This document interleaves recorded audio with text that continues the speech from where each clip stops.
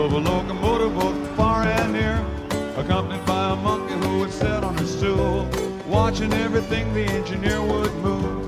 One day the engineer wanted a bite to eat. He left the monkey sitting on the driver's seat.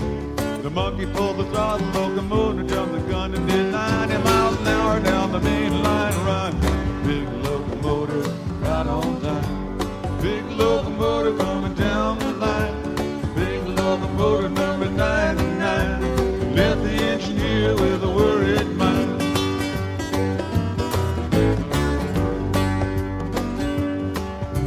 The engineer called up the dispatcher on the phone. Tell him all about his locomotive was gone.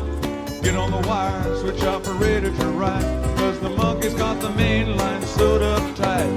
Switch operator got the message in time. Said there's a northbound living on the same main line. Open up the switch, I'm gonna let it